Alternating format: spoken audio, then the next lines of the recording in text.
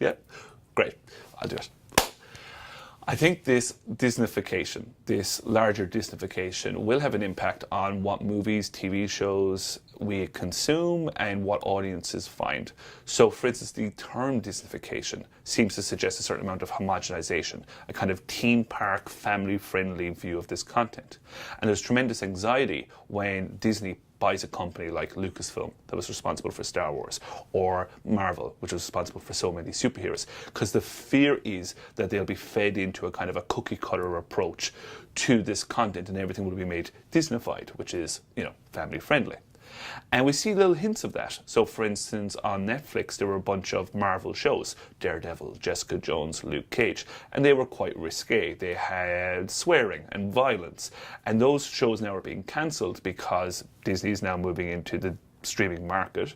And therefore, they want any TV show on a streaming service to be on their streaming service platform. But we are not going to see aggressively violent or risque or taboo superhero stories on a Disney platform. Having said that, in recent years, Disney have moved towards what would be described as a siloed model, meaning that while the larger parent company, Disney, owns hundreds of the subsidiaries, they're allowing those subsidiaries to operate with a degree of autonomy.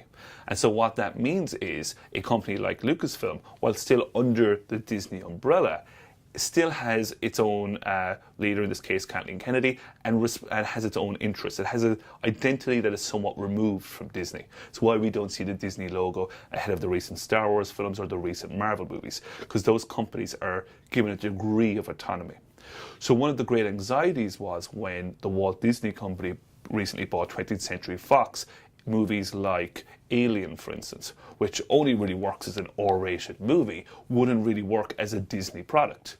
But the expectation is that 20th Century Fox will be allowed to exist as its own label, under the auspices of Disney, but still have its own identity. It will still be able to do R-rated content, still be able to do more of those risque subject matters under the banner of Fox Searchlight and so on. So yes, the Disney model does breed a certain amount of uniformity. It does seem to lean heavily towards family-friendly content, but it doesn't mean that the new Disney model doesn't allow for some variation under that type. So I think there's a lot of anxiety, a lot of well-placed and deserved anxiety, with seeing 6 media conglomerates, which is already too few, now becoming 5 media conglomerates, but we'll have to kind of wait and see how that plays out. In terms of children, the Disney brand has a certain amount of reliability. There's a trust that parents have when they see Disney, that this is going to be family friendly, this is going to be okay for kids.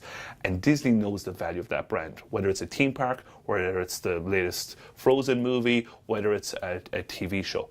So they're not going to let anything damage that brand. And we've seen that recently with high profile firings of actors like Roseanne Barr from her own show, or James Gunn from directing the Guardians of the Galaxy movies, because even though they were made by subsidiaries of Disney, ABC and Marvel, they're not going to let anything taint the larger Disney brand because it's too valuable. It's like Coca-Cola or Apple. They're not going to taint that brand, and that brand is synonymous with family entertainment. And so I think they're going to still place an emphasis on being the kind of the safe place, the trustworthy brand, and they're not about to let anything damage that brand. If you want me to shut up, you can just wave a hand or something. The next question is, there are many arguments that the dominance of Disney blockbuster will reduce the artistic quality. What do you think about that? I don't know if the dominance of Disney necessarily limits the artistic quality, but it will have an impact on perhaps variety and texture, in the sense that if you had multiple production companies, multiple studios, multiple broadcasters, then they would all kind of find their niches relative to each other. One might be particularly prolific in one type of genre or particular type of storytelling. Now, as soon as those companies start to bandy together into bigger companies, and then bigger companies and bigger companies again, there is again that homogenization process taking place. So even before Disney bought 20th Century Fox, there were really only 6 major companies that dominated the Western media landscape. Now there was only 5. And the anxiety is that with the sort of the loss of that choice, we the consumers will have less choice because there are less companies, even though they have lots of subsidiaries under them. And so therefore, while we might necessarily notice a perceptible drop in quality, we will certainly maybe see a drop in choice, variety of stories, the variety of genres, the variety of types of television and filmmaking. So that is a real and well-founded concern.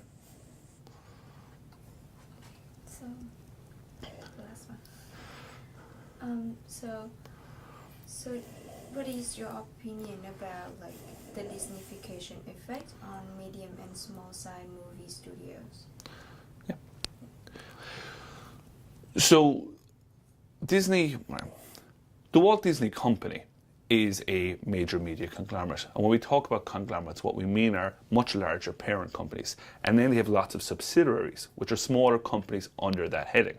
Some of the more high-profile subsidiaries of Disney would obviously be the Walt Disney Company, but also Pixar, Marvel, Lucasfilm, and now 20th Century Fox. Usually, most conglomerates will have sub-brands that deal with medium and smaller budget films. So, for instance, Fox would have had Fox Searchlight, Paramount would have Paramount Vantage, and at various points Disney owned Miramax and Touchstone and other sub-labels that allowed them to make lower budget and medium budget films. So kind of, dramas, stuff skewing more towards adults. Now we've seen the kind of concern is that Disney has placed so much emphasis on blockbusters, what are described as tentpole releases, films like Avengers Endgame, Frozen 2, the Star Wars 9, that there isn't space for those smaller budget films that deal with perhaps, real worlds, that aren't set in galaxies far, far away, that aren't about fairy tale creatures. But I feel like you cannot necessarily lay the blame at Disney when it comes to that. Part of that is a symptom of the changing ways we consume media. In the past 10, 15 years, television has really leapt huge bounds in terms of quality. We talk about cinematic television. We think of HBO. We think of Netflix. We think of all these other streaming services that are producing television shows that are at a standard unprecedented in the history of television. And a lot of the actors, a lot of the genres, a lot of the subject matters that previously would have been dealt with in lower and middle budget movies are now migrating to television. So TV shows like Breaking Bad, like House of Cards, these previously would have been movies. They star high profile actors, they deal with high subject matters, but because we are migrating to television, because we watch streaming content so much, because we watch cable stations, there isn't the need to go to the movies to get that kind of entertainment. And we've got such great big TVs at home in some cases. So exhibitors and movie studios need to think, what would entice us back to the cinema? And often what would entice us back to the cinema, make us pay more, make us get on a train or a bus and go to a cinema, is not something we can see at home on our laptop or a smart TV or via Netflix, but rather something that is big budget, something you've never seen before, something spectacular, something that demands to be seen on the biggest screen possible with the loudest sound with an audience. And that tends to be something spectacular. And so there is this renewed emphasis on blockbusters, tentpole releases, musicals, things that have to be seen in a cinematic context. So Disney are certainly partaking in that process, but I don't think it would be fair to say that Disney is leading that charge, but more is responding to changing habits in screen consumption.